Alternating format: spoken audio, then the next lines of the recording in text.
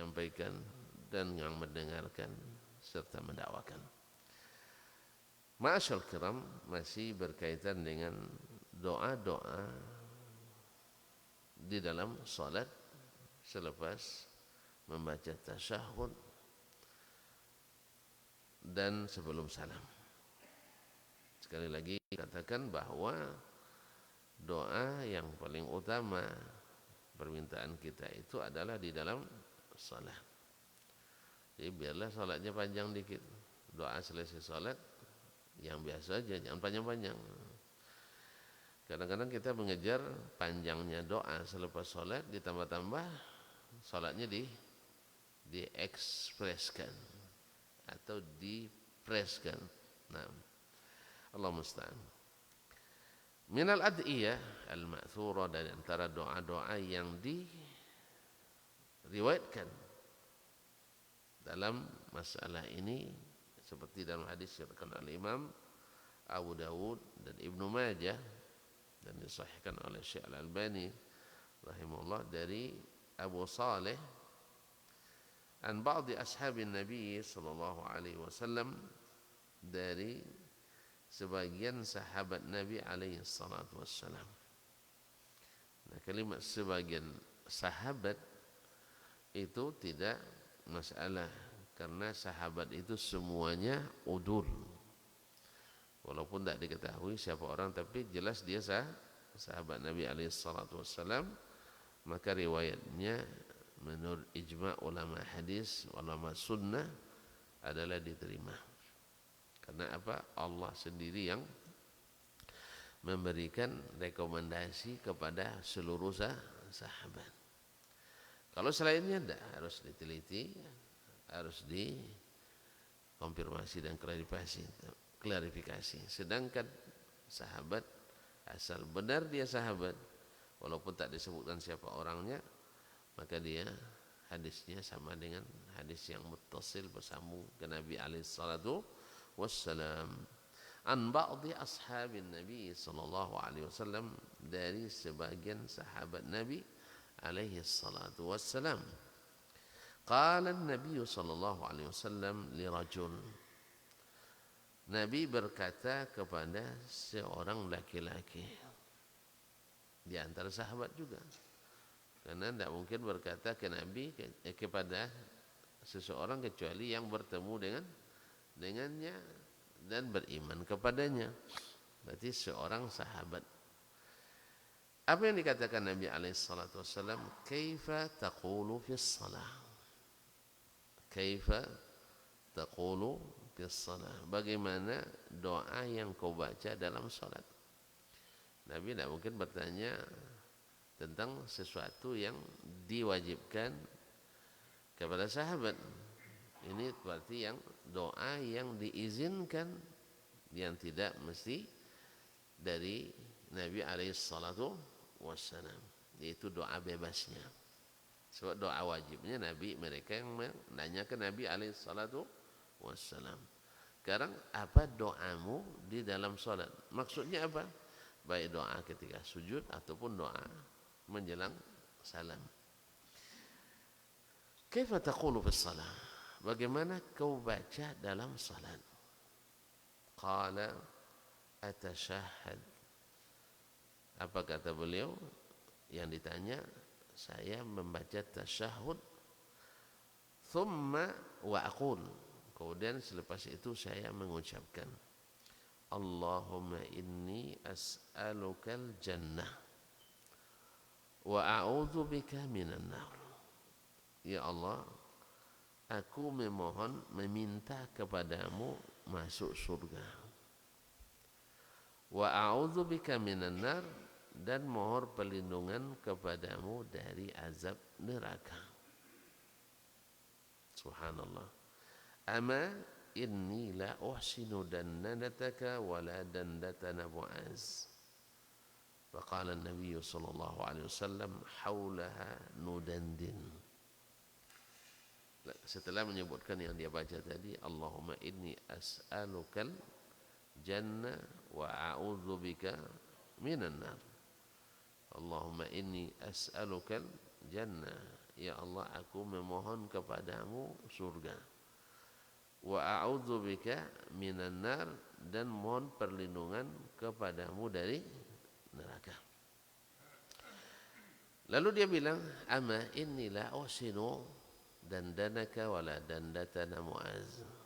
Saya ya Rasulullah tidak bisa bergumam, atau maksudnya membaca doa dengan suara yang terdengar tapi tak jelas apa yang dibaca. Maksudnya ada orang suara kedengaran tapi kita kan tak jelas apa yang dibaca.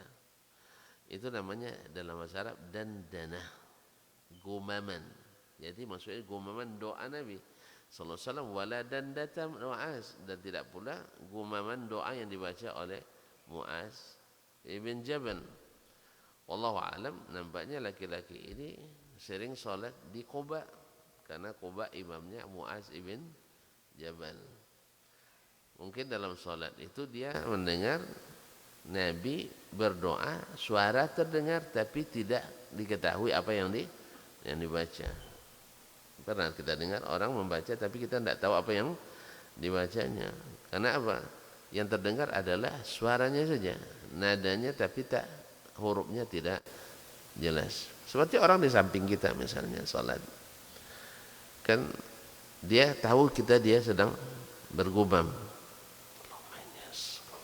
Ada terdengar kan, cuma tidak tahu apa yang dia baca. Jadi katanya saya tidak tahu mengucapkan apa yang engkau ucapkan, gumaman doa yang kau, karena tidak saya dengar hurufnya. Oleh sebab itu saya akhirnya membaca apa yang saya ketahui. Ya, apa yang saya ketahui. Maka yang saya ketahui kita harus minta surga dan minta perlindungan dari neraka. Lalu kata Nabi sallallahu alaihi wasallam, haulaha nudandin. Itulah yang kami minta selalu. Itulah yang kami minta selalu. Berarti Nabi sallallahu alaihi wasallam mentakrir, menyetujui doa ini dibaca oleh sahabat ini. Ini namanya hadis takriri. Hadis takriri. Karena hadis itu dibagi tiga. Satu hadis fi'li, yaitu hadis yang berkaitan dengan perbuatan Nabi sallallahu alaihi wasallam. Yang kedua adalah hadis qauli, yaitu yang diambil dari ucapan Nabi sallallahu alaihi wasallam. Dan yang ketiga adalah hadis takriri. Hadis takriri yaitu ucapan sahabat atau perbuatan sahabat yang disetujui oleh Nabi sallallahu alaihi wasallam. Jadi di sini sebenarnya mengukur kita, kan sebagian kita semuanya mengklaim bahwa kita ikut as-sahabah, ikut ikut as-salaf, ya ikut as-sunnah, ikut hadis. Nah, gimana kita cara mengikutinya? Lihat, ada enggak dalam perkataan Nabi? Kemudian tidak ada, lihat dalam perbuatan Nabi. Tidak ada juga, lihat ada enggak sahabat melakukan dan disetujui oleh Nabi sallallahu alaihi wasallam. Bila tidak ada, lalu kita amalkan, berarti kita tidak mengikuti sahabat. Ini penting kaum muslimin, kaum muslimat ni rahmati Allah. Penting ini diketahui. Sebab apa? Karena kita disuruh mengikuti as-salaf, mengikuti as-sahabah radhiyallahu anhum, mengikuti sunnah Nabi sallallahu alaihi wasallam. Dan semua golongan, semua orang yang menyimpang itu juga mengklaim mengikuti Nabi dan para sahabat. Tapi kadang-kadang jauh dari apa yang diamalkan oleh Nabi dan para sahabat. Dan Nabi sudah ingatkan golongan yang selamat dari 73 golongan. Berapa? Yang selamat adalah 72, sah? Hah? Kok sedikit yang selamat? Hah? Kenapa sedikit yang selamat? Sebenarnya tidak payah-payah juga kita pergi di jalan kita. Sebagian besar patuh tidak aturan lalu lintas atau sebagian besar melanggar? Hah? Saya sering dengan mahasiswa kami di UIN. Ya saya tengok kalian. Kebanyakan kan keluar gerbang ada banyak curi jalan kan.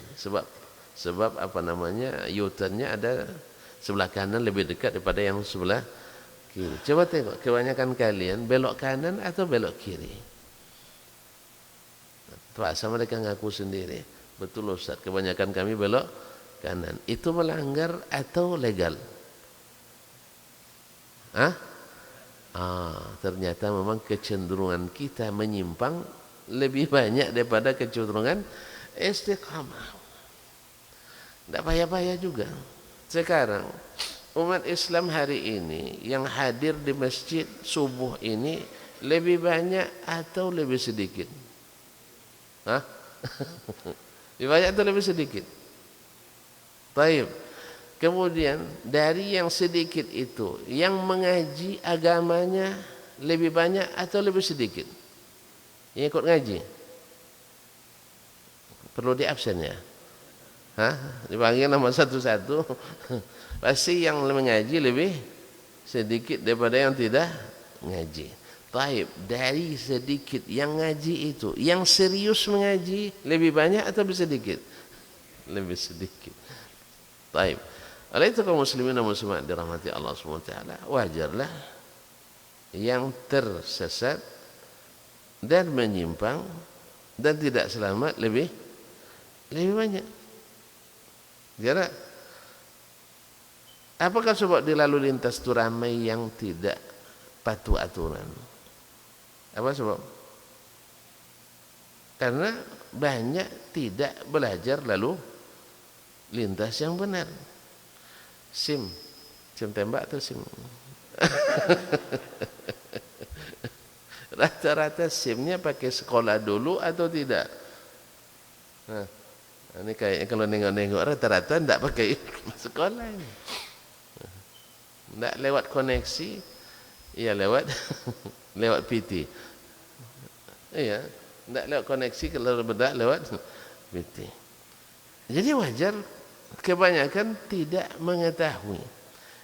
Jelas? Yang kedua, mengetahui pun kadang-kadang nengok kawan ramai melanggar, akhirnya ikut pula melanggar dengan sadar. Apa sebab?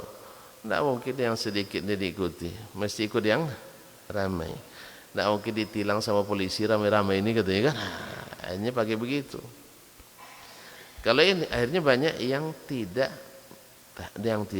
istiqamah. Tahu.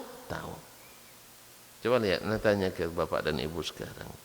Kebanyakan kita yang merokok. Ada yang merokok, tunjuk tangan. Kebanyakan kita yang merokok, tahu enggak merokok itu berbahaya? Hah? Semua tahu ya? Semua tahu, sebab di bungkusnya sudah tertulis, merokok membunuhmu. Tidak tanggung. Merokok membunuhmu. Tapi kebanyakan kita merokok atau tidak? Hah? Kebanyakannya merokok. Apa sebab? Ada rasa enak di situ. Pria punya selera. Kan itu rasa enak di situ. Pria punya selera. Lambang persahabatan. Nah, lambang persahabatan. Sampai-sampai hadiah paling istimewa untuk dibawa ke kiai dan buya dulu, sekarang masih banyak. Nah, iya, kalau ada alumni datang ke kiainya, hadiah termasuk hadiah yang paling disenangi adalah pria punya selera, 2 slop, apa mereknya, terserah merek, nak Haji Samsu, nak Gudang Garam, Surya 16, nyalakan merahmu. Atau mutu berani diadu dan sebagainya. Pasti itu. Tidak ada, semua kita tahu. Dan sekarang saya tanya lagi, kebanyakan umat Islam Tahu nggak sholat berjamaah itu lebih afdal daripada sholat sendiri? Semua tahu? Iya. Nah, kebanyakan sholat berjamaah atau tidak? Hah? Tidak. Ini mohon maaf nih. Kebanyakan ustad. Nah, ini ustad. Hah? Hah? Apa? Jujur ya. Ustad.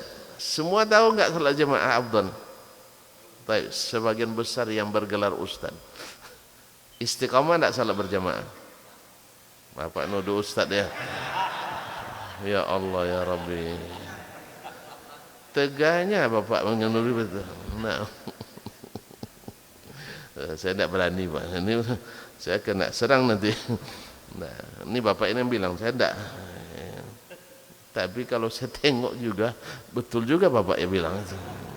Betul juga itu. Ya. Banyak sekali yang sudah mengetahui tapi tidak mematuhi. Jelas. Jadi wajarlah bahwasanya yang selamat itu sedikit. Jangan salah paham Pak ya, kita bukan panitia masuk surga, panitia masuk. Nah, tidak. Cuman Nabi mengatakan liyuballighi syahidu minkum anni al-ghaib. Hendaklah yang tahu menyampaikan pada yang tidak tahu. Ma alaina illa al-balagh. Tapi intinya kan saya tadi katakan ingin mengukur ikut atau tidak ikut. Maka lihat di perkataan Nabi, kemudian lihat di ucapan Nabi, kemudian lihat di perbuatan sahabat yang disetujui oleh Nabi sallallahu alaihi wasallam. Bila tidak ada dan itu mungkin diadakan zaman Nabi, lalu mereka tinggalkan dengan sengaja, lalu kita buat di zaman ini, maka tidak boleh dikatakan kita mengikut Nabi dan para sahabatnya radhiyallahu anhum. Perlu contoh? Perlu contoh? Tapi jangan tersinggung, janji ya. Kalau sudah bagi contoh, awak pula yang disindir Ustaz nih kan. Iya kan? Perlu contoh, kalau tersinggung saya tidak mau. Saya takut tuan-tuan sedih selepas ini. Nanti makan hati ulam jantung pula. Nah, tidak tidur pula nanti.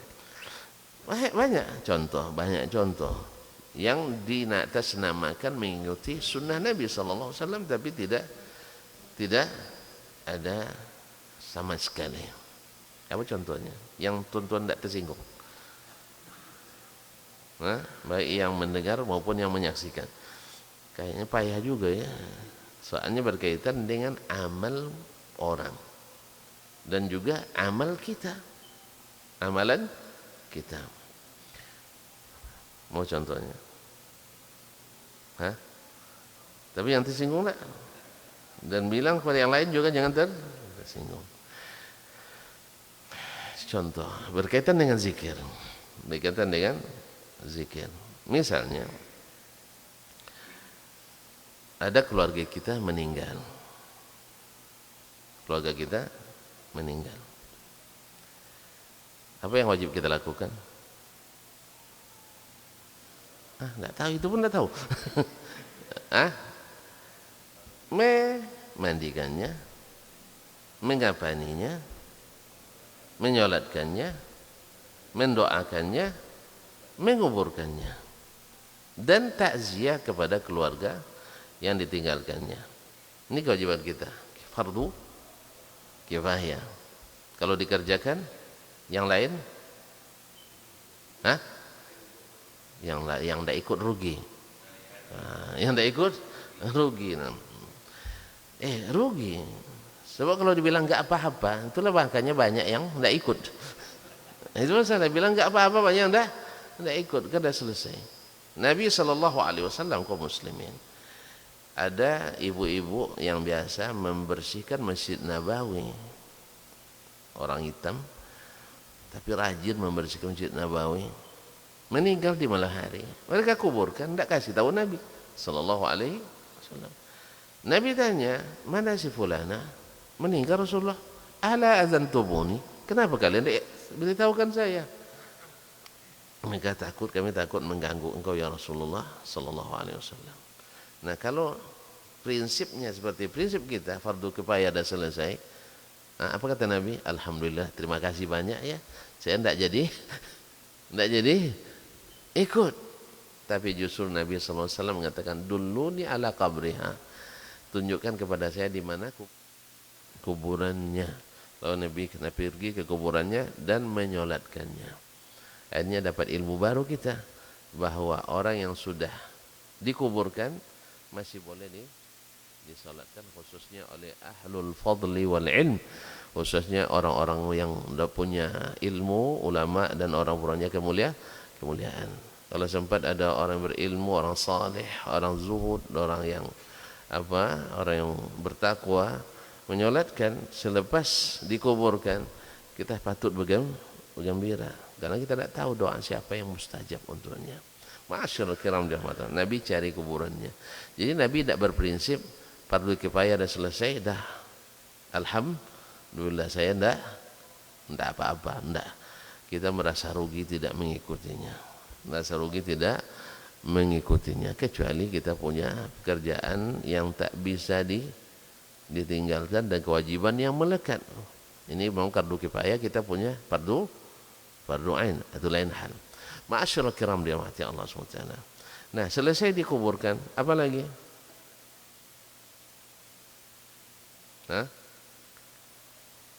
Didoakan, selesai, pulang kita. Apa lagi? Yasinan. Kenduri malam pertama, penyisihan untuk masuk ke 16 besar. Habis itu semifinal, mencari empat besar. Habis itu final, gitu. Kami istilahnya dulu memang begitu memang. Jadi ada malam penyisihan, malam pertama. Kalau biasanya peserta penyisihan lebih ramai kan, tapi dalam bab ini lebih sedikit. Apa sebab? Karena masih yang turun baru gorengan. Ya, kalau bahasa kami mungkin kawa kalunya kan. Malam kedua semifinal mulai agak ramai pesertanya.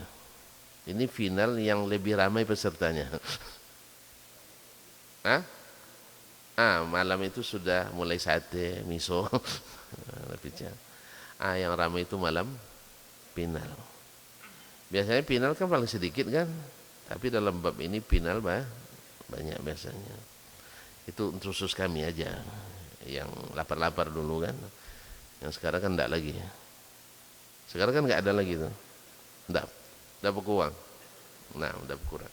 Jadi kaum muslimin dan muslimat dirahmati Allah SWT, nah tidak sedikit daripada kaum muslimin yang menganggap ini sebagai mengikut sunnah Nabi Sallallahu Alaihi Wasallam. Ini dianggap mengikuti sunnah Nabi Sallallahu Alaihi Wasallam. Makanya dilaksanakan oleh ahlu sunnah. Ahlu sunnah wal jamaah. Pelakunya adalah yang mengatakan ahlu sunnah wal jamaah juga. Nah, sekarang kita praktekkan. Kita praktekkan yang tadi. Sunnah itu apa? 3. Perkataan, perbuatan, dan takrir. Perbuatan sahabat yang disetujui oleh Nabi Sallallahu Alaihi Wasallam. Nah, yang pertama, ada tidak Nabi memerintahkan dengan perkataannya atau menganjurkan bahwa kita mengumpul di rumah orang yang meninggal 3 hari berturut-turut? Ada? Enggak ada. Berarti tidak ada sunnah qauliyahnya, tidak ada. Baik. Ada enggak Nabi Sallallahu Alaihi Wasallam di saat keluarganya meninggal mengumpulkan orang membaca Al-Quran di rumahnya 3 hari berturut-turut? Ini ahli hadis semua nampaknya. Tidak ada katanya. Berarti sudah dihafal hadis semuanya. Ada enggak? Kita mulai takut. Juga tidak ditemukan Nabi Sallallahu Alaihi Wasallam mengumpulkan orang ketika ada keluarganya yang meninggal 3 hari berturut-turut untuk baca Quran, baca tahlilan dan sebagainya, atau bersedekah. Jelas? Sampai ada yang bertanya ketika peringatan Maulid Nabi kemarin, ustadznya bilang di antara istri Nabi yang meninggal sebelum Nabi wafat, berarti Nabi masih hidup ya? Kan sebelum wafat kan berarti masih hidup. Ada 2 orang istrinya yang meninggal. 1 Khadijah, kedua Saudah. Nah, berapa hari Nabi kenduri ya ustaznya? Berapa hari Nabi melakukan kenduri? Jawabannya enggak ada. Nabi tidak melakukan kenduri. Hamzah syahid di Uhud juga tidak ada kenduri. Berarti tidak ada dalam perbuatan Nabi SAW. Lalu kita lihat lagi hadis atau sunnah takririyah yang disetujui oleh Nabi dari para sahabat. Ada enggak sebanyak itu sahabat yang meninggal kan di perang Badar? Berapa orang syahid? Lupa lagi. 14 orang. Ada acara kenduri? Enggak ada. Di Uhud berapa orang wafat?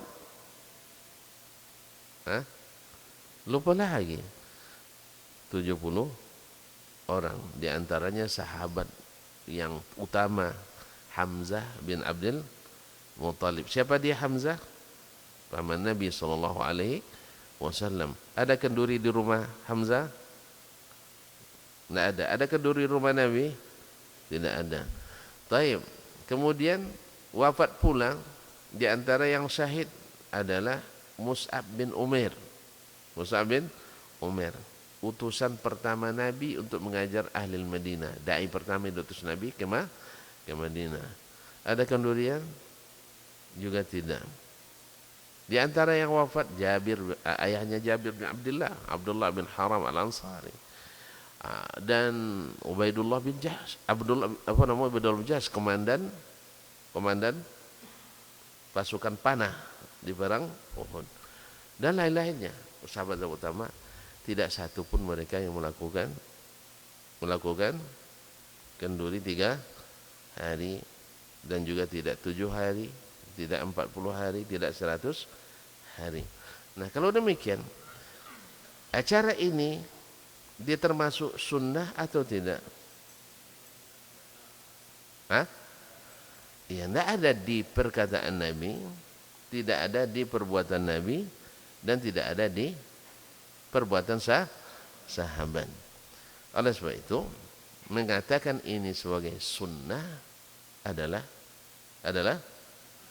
klaim yang tidak punya bukti. Sebagian beralasan begini, apakah membaca Quran di rumah orang mati dilarang? Tidak dilarang. Betul? Alhamdulillah. Kenapa tuntun larang? Apakah membaca tahlil di rumah orang mati dilarang? Juga tidak. Apakah pergi mengunjungi orang meninggal dilarang? Juga tidak. Berarti sunnah dong. Berarti sunnah.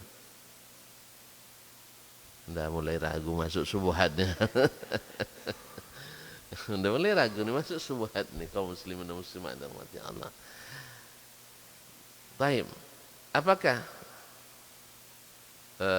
memberi makan, menggembirakan orang yang sudah dapat musibah dilarang? Ya juga tidak. Nah, sekarang mereka gembira kita datang ke situ. Gembira kita mengaji di rumahnya. Gembira kita tahlilan di rumahnya. Kenapa dilarang?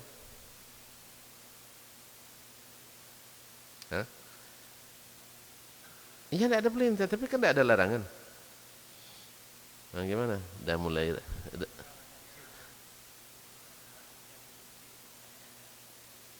Gimana?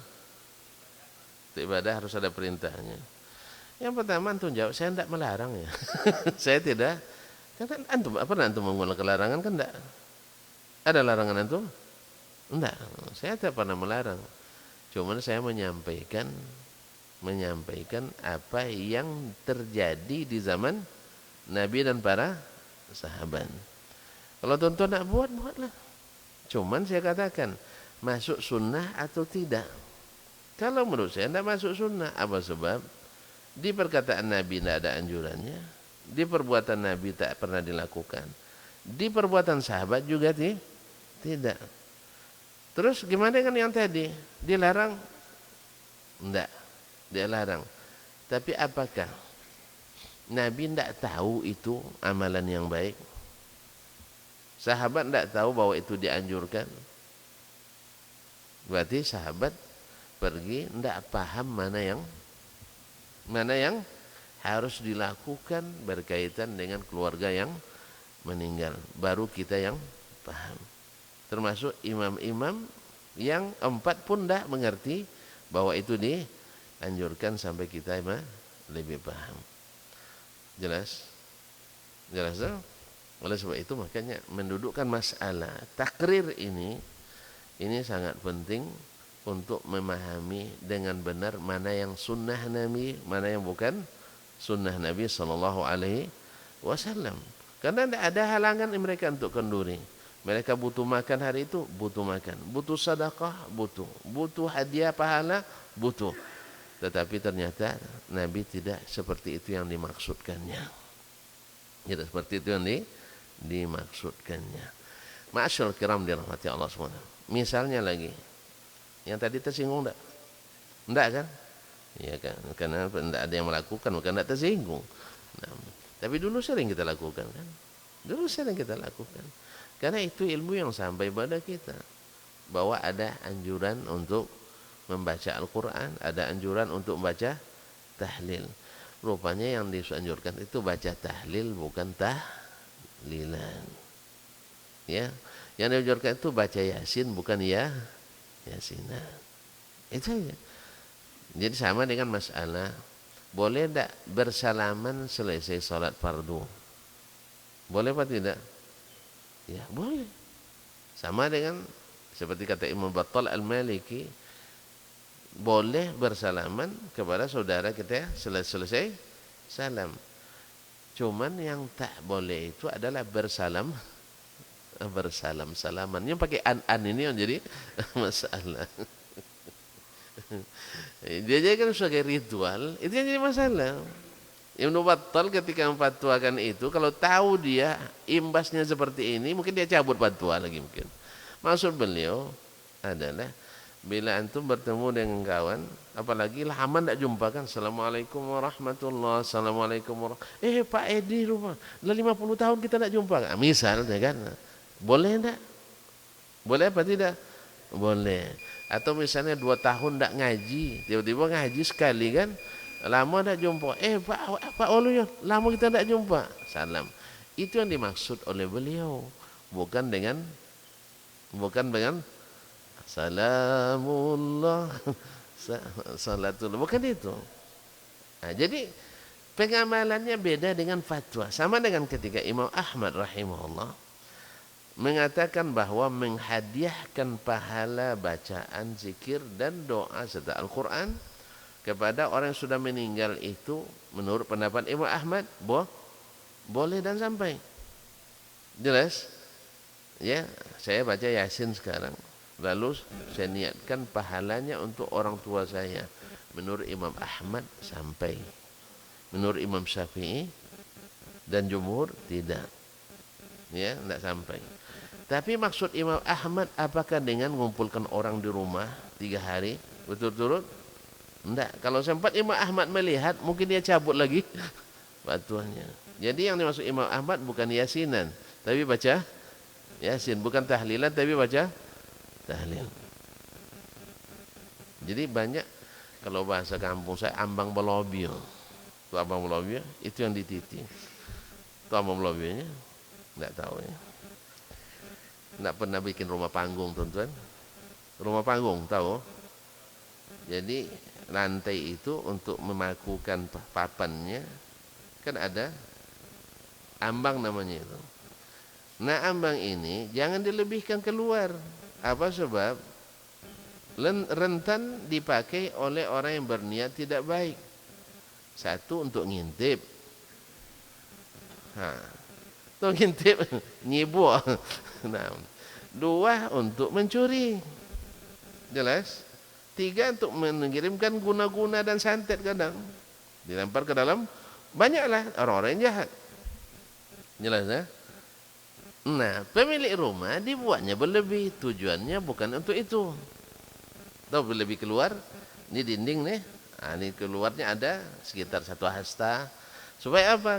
Maksudnya bisa membersihkan dinding melalui ambang yang berlebih ini. Nah, si pencuri pikirannya lain lagi. Nampaklah dia ambang berlebih ini dipakainya untuk mencuri atau untuk ngintip. Nah, ini banyak di antara fatwa ulama ya, ketika Imam Ahmad berfatwa boleh menghadiahkan pahala baca Quran kepada orang yang sudah meninggal. Maksud beliau inisiatif sendiri, bukan dengan mengundang orang untuk acara seperti itu. Karena beliau yang mengatakan haram hukumnya makan-makan dan berkumpul di rumah orang yang meninggal 3 hari berturut-turut. Berarti bukan itu yang dimaksud oleh beliau. Cuman kawan digunakannya untuk itu. Paham tak? Paham ya? Itu namanya ambang balabian. Awak sadar kalau Imam Ahmad tidak memberikan fatwa ini, ya subhanallah, ya mungkin tidak ada yang akan ini. Cuman beliau mengfatwakan itu boleh. Cuman yang lain menjadikannya sebagai titian untuk sesuatu yang tidak dibolehkan. Jelas? Jadi banyak yang dilanggar. Sama mereka. Nabi SAW membolehkan bersedekah untuk yang sudah meninggal. Boleh tak? Boleh. Boleh. Tapi apakah ada yang sedekah langsung pas 3 hari? Tidak ada. Oleh sebab itu, maka yang 3 hari ini khusus. Karena hari berkabung, bukan hari makan di situ. Kasihanlah orang keadaan sedih, kita makan di rumahnya. Orang dalam keadaan harus dibantu, justru kita yang dapat bantuan, dapat nasi berkat. Allah musta'an. Nah, dah jelas cara mengukurnya bahwa ini sunnah, tidak bisa keluar dari yang 3 ini. Kalau keluar dari yang 3 berarti bukan sunnah. Ini masalah ibadah. Oleh sebab itu kaum muslimin dan muslimat dirahmati Allah SWT, kembali kita ke hadis ini. Nah, doa Allahumma inni as'alukal jannah wa a'udzubika minan nar. Sunnah apa tidak? Sunnah yang mana? Takririyah, bahkan qauliyah, karena Nabi mengatakan itu juga yang biasa kami baca. Dalam banyak hadis Nabi banyak meminta masuk surga dan minta perlindungan dari api neraka. Oleh sebab karena itulah kaum muslimin, kita di dunia ini mau tidak mau mesti akan kembali ke mana? Ke atas lagi. Karena kita asalnya orang atas. Kita asalnya orang atas. Makanya kita akan kembali ke atas, di surga atau ya, surga mesti diusahakan. Kau neraka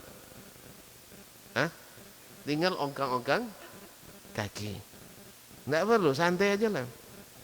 Makanya kalau ada yang bilang beragama tidak boleh serius, ini dia khawatirkan nanti. Dah serius pun belum tentu juga langsung masuk, apalagi asal-asalan beragama.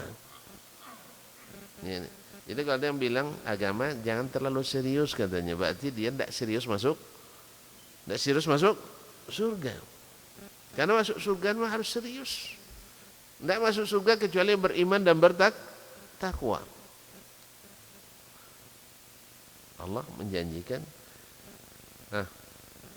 apa kata Allah SWT, wasari'u ila maghfiratin min rabbikum wa jannatin arduha as-samawat wal ard uiddat lil muttaqin. Disiapkan untuk orang yang bertakwa surga itu. Kalau bertakwa bisa enggak serius?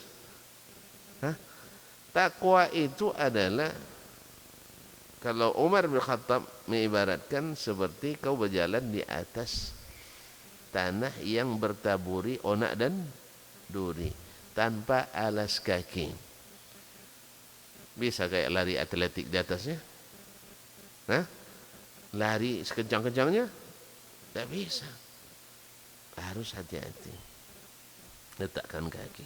Jangan sampai terinjak. Begitulah takwa itu. Anta ja'ala bainaka wa baina azabillahil wiqayah. Kamu jadikan antaramu dan antara azab Allah itu pembatas. Nah, apa pembatasnya? Kalau kita tidak mengetahui syariat ini, tidak mengetahui agama ini, oleh sebab itu tidak akan masuk surga kecuali yang serius. Yang serius beragama. Makanya kalimat yang selalu Allah gunakan dan Nabi sampaikan, selalu kalimatnya berpegang teguh. Kalau orang tidak serius bisa pegang teguh. Ini pegang nih tali ini ya, jangan sampai ditarik orang. Siap katanya, tapi tidak serius dia lah. Sementara lepas dari dia agamanya. Dan serius saja bisa lepas agamanya. Kan tidak sedikit ada ustadz yang murtad. Jarang-jarang, tapi zaman ini sudah mulai. Karena apa? Ustadz sekarang memang beda dengan ustadz dulu. Ustadz sekarang asal pandai ngomong jadi ustadz. Kalau dulu dah berilmu pun, dah pandai ngomong, belum diakui orang sebagai ustadz. Sekarang enggak. Dah jadi guru MDA jadi ustadz.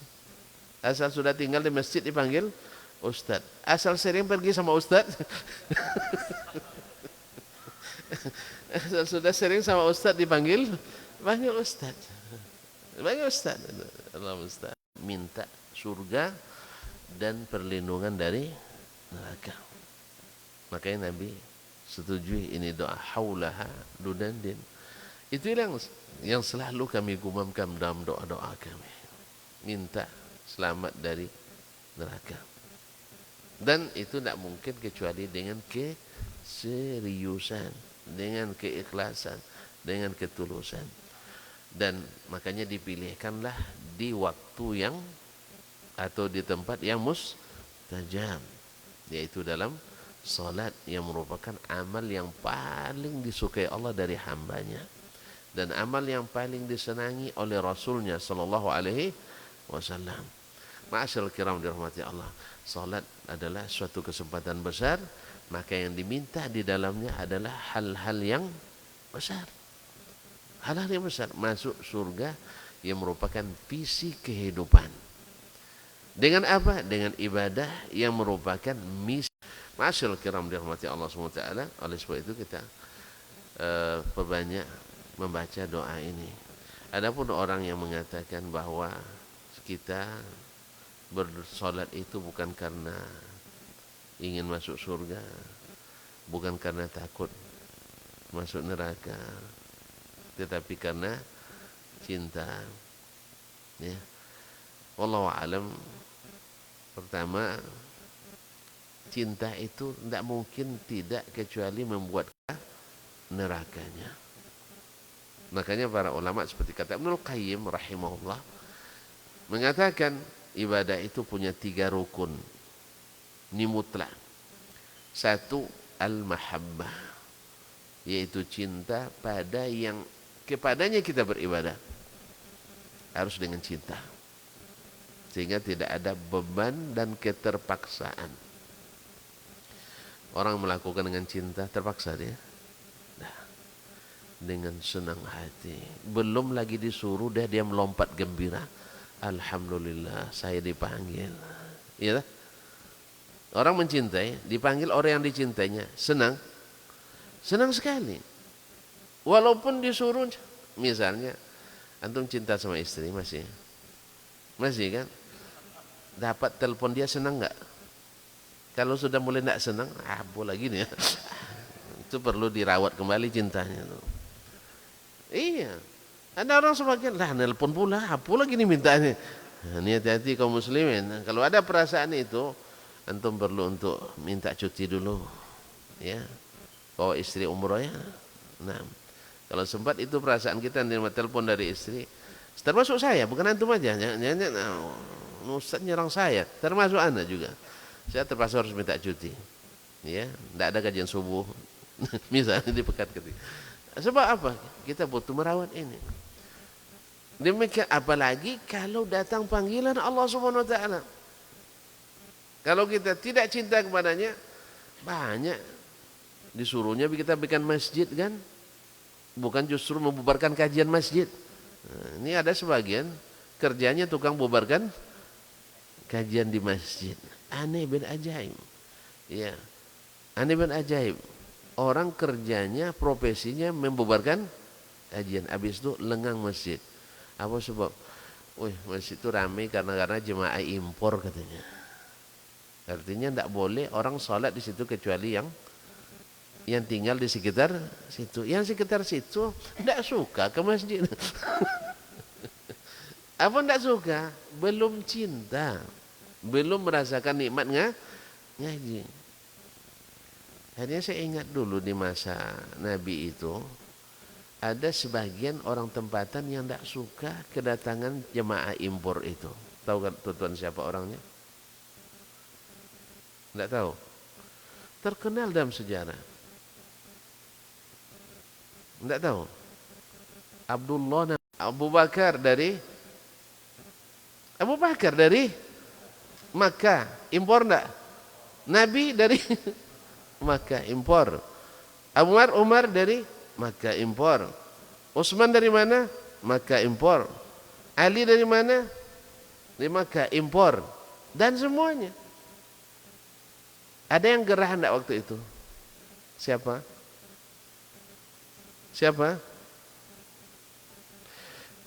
Ini enggak lulus tes sampai. Ini panjang kaji jadi ini Pak. Ya, siapa? Abdullah bin Ubay bin Salul. Apa profesinya paling terkenal waktu itu? Membubarkan kajian. Bukan, tukang ganggu-ganggu iman orang beriman di Madinah. Ra'sul munafiqin. Pimpinan kaum munafik. Kenapa dia tidak senang sama Nabi dan sahabat? Tidak tahu juga. Dia itu digadang-gadang jadi kepala suku di Madinah. Paham? Jadi pejabat penting di Madinah. Tiba-tiba Nabi dan sahabat hijrah ke situ. Otomatis pamornya menurut dia terganggu. Padahal kalau dia betul-betul beriman, jadi orang hebat dia dalam Islam.